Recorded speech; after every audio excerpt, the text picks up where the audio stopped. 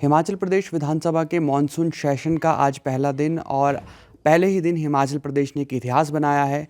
अब हिमाचल प्रदेश में बेटियों की शादी की उम्र भी 18 साल से 21 साल होगी। बस इंतज़ार है राज्यपाल से मंजूरी मिलने का। आज हिमाचल प्रदेश विधानसभा में कैबिनेट मंत्री डॉक्टर कर्नल धनीराम शांडिल ने इस विधेयक को पेश किया है। शांडिल जी, पहले तो बहुत बहुत स्वागत है आपका और आपको बहुत बहुत बधाई। धन्यवाद, thank you so much. Shandil ji, अमूमन हम शहर के इलाकों में तो देखते हैं कि बेटियां देरी से शादी करती हैं, लेकिन ग्रामीण इलाकों में आज भी ये परेशानी है कि बेटियों को जल्दी शादी कर दी जाती है। आपको क्या लगता है ये कितना बड़ा एक ऐतिहासिक बदलाव होगा अब जबकि उम्र जो है 18 साल से बढ़ाकर 21 साल हो जाएगी? बिल्कुल ठीक कहा आपने। हमारे देश में क्योंकि हमारा ग्रामीण क्षेत्रों से ज़्यादा संबंध रहा है, मतलब 75% लोग जो है गाँव में ही रहते हैं जी।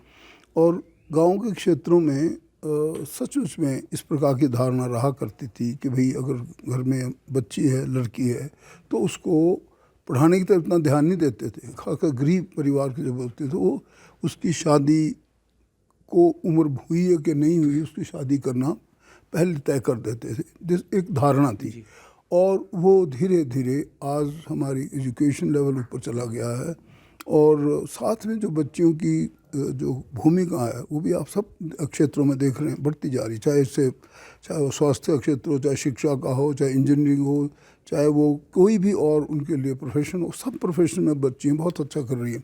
मैं तो स्वयं सैनिक रहा हूँ और मैंने एज एन ऑफिसर देखा कि उनकी ट्रेनिंग होते वक्त हमारी बच्चियों का बहुत अच्छा टैलेंट है। फायरिंग हो, चाहे फील्ड ड्राफ्ट हो, चाहे दूसरी अध्ययन की बातें हो, सब चीज़ों में हमारी बच्चियाँ बहुत अच्छा कर रही हैं। And it was imperative on us कि भाई इस बदलते समाज में ये जो बच्चियों की उम्र है ये कम से कम 21 वर्ष की जाए और ये चीज़ हमारे कैबिनेट में भी कई बार डिस्कस हुई। इसलिए आपने देखा होगा कि हमारे माननीय मुख्यमंत्री श्री सुखविंदर सिंह सुक्खू जी ने पहले भी कि दिन से बेसहारा बच्चों के लिए एक सॉर्ट ऑफ चीफ मिनिस्टर आश्रय कोष बनाया और उसके नीचे हम एक इनके लिए अच्छे भवन भी बना रहे हैं जहाँ बच्चों को पढ़ाया जाए और अच्छी तरह से उनकी शिक्षा दी जाए, उनको अच्छे नागरिक बनाया जाए। तो हमारी लड़कियाँ जो सचमुच में इस देवभूमि में एक बहुत अच्छी भूमिका निभाती, खासकर ग्रामीण क्षेत्रों की बच्चियों की तरफ ये विधेयक जो आया है ये बहुत अच्छा होगा और जो ही इसको पारित हो जाता है, इसकी मंजूरी मिल जाती है हमारे माननीय राज्यपाल महोदय से, तो ये एक प्रकार से और दूसरे क्षेत्रों को और दूसरे राज्यों को भी एक प्रेरणा स्रोत होगा और एक माइलस्टोन की तरह होगा। मैं समझता हूँ इसका आज के बदलते परिवेश में सामाजिक बौद्धिक विकास होना एक लड़की का बहुत ज़रूरी है। तो 21 ईयर्स एज एक ऐसी है जिसमें वो थोड़े परिपक्व होते हैं और एक दूसरे को समझेंगे। तो जो शादी की उम्र ये रख दी गई है ये एनफोर्सेबल बाय लॉ होगी और उससे कम अगर शादी कोई करेगा तो ये दंडनीय अपराध माना जाएगा। जी। ये तो सोशल कारणों पर हमने चर्चा की। अगर एक मेडिकल तौर पर देखकर, हेल्थ के उससे देखकर एक दृष्टिकोण से, तो उसके दृष्टिकोण से कितना महत्वपूर्ण हो जाता है 21 साल तक की उम्र कितनी ज़्यादा मदद करेगी लड़कियों के शारीरिक विकास पर भी और मानसिक विकास पर भी? बिल्कुल ठीक कहा। शारीरिक में और मानसिक और बौद्धिक हर प्रकार का जो टैलेंट है बच्चे का वो 21 ईयर्स को एक थोड़ा मेच्योर एज में मानते हैं। नॉट ओनली कि स्टेबलाइज अपनी मैरिड जो उनकी लाइफ उसमें स्टेबिलिटी लाएगा, बल्कि जो उनका काम करने का तरीका, चाहे वो इंजीनियरिंग हो, चाहे वो किसी भी प्रोफेशन में हो, वो 21 ईयर्स जब मैरिड हो जाते हैं तो उन फैमिली की स्टेबिलिटी भी होगी जहाँ और से कैन ऑल्सो अंडरटेक रिस्पॉन्सिबिलिटी। जो भी उनको जिम्मेवारी मिलेगी ना वो बड़े अच्छे तरीके से निभा पाएंगे, ऐसा मेरा मानना है। दादी नानी के वक्त की कहानी सुनते हैं तो 6 साल में शादी हो गई, 7 साल में शादी हो गई, डोली की व्यवस्था नहीं थी तो पीठ पर ही जो है वो ससुराल पहुंचा दिया गया। बेटी को पता भी नहीं कि पति कौन है और वो जो है ससुराल में जाकर ही देखती है कि ये मेरा पति होगा। तो वो जो धारणा है उससे धीरे धीरे भारत आगे बढ़ा। अब जो हिमाचल प्रदेश ने एक नया एग्जाम्पल, एक नया उदाहरण सेट किया है पूरे देश के लिए, आपको लगता है कि और भी जो राज्य हैं, अन्य सरकारों वाले राज्य हैं, वो अनुसरण करेंगे हिमाचल प्रदेश का भविष्य में?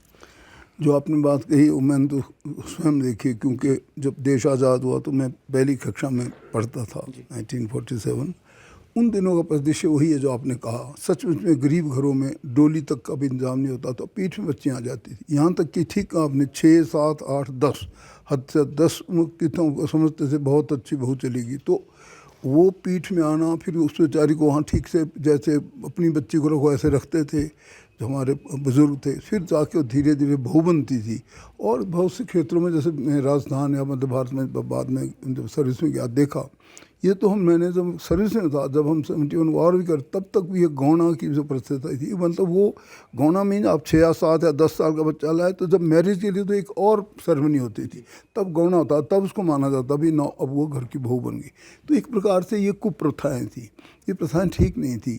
और मैं समझता हूँ उन सब जगहों में भी ये धीरे धीरे बदला है, परंतु लॉ के साथ इन्फोर्स करने के लिए मैं समझता हूँ हिमाचल प्रदेश पहला राज्य, ऐसा मुझे लगता है कि इसके बनने से जब ये पारित हो जाता है, हमारे एक्ट बन जाता है, ये दूसरे राज्यों के लिए भी प्रेरणा स्रोत होगा और they will also follow it. और इट विल बी समथिंग कि अगर 21 वर्ष से कम की आयु में शादी करेंगे तो इन्फोर्स एक sort of infringement of law होगी और दंडनीय अपराध गिना जाएगा। इसलिए मैं समझता हूँ ये सामाजिक दृष्टि से और बच्चों की शारीरिक, बौद्धिक और उनके हर प्रकार से इंटेलेक्चुअल कैपेबिलिटीज़ भी परिपक्व हो जाएंगी, उस लिहाज से भी इसको एक अच्छा आदर्श एक्ट के रूप में देखा जाएगा। सर, आपने वक्त दिया, आपका बहुत बहुत शुक्रिया। बहुत धन्यवाद, थैंक यू। तो हिमाचल प्रदेश सरकार में स्वास्थ्य मंत्री डॉक्टर कर्नल धनीराम शांडिल से आपने खास बातचीत सुनी। डॉक्टर शांडिल ने आज एक ऐतिहासिक काम हिमाचल प्रदेश विधानसभा में किया है, जिसे आने वाले कई सालों तक याद रखा जाएगा। और ज़रूरत है कि हिमाचल प्रदेश ही नहीं बल्कि जो देश के अन्य राज्य भी हैं, वो किसी भी क्षेत्र में जहां बेहतर काम हो रहा है, विशेषकर बेटियों के लिए, उसका अनुसरण करें, ताकि बेटियों को वो वक्त मिल सके विकास का जिसकी वो हकदार हैं। तो फिलहाल के लिए इतना ही। आप जुड़े रहिए ABP लाइव के साथ। For exclusive and insightful videos, subscribe to our new channel ABP Live Premium.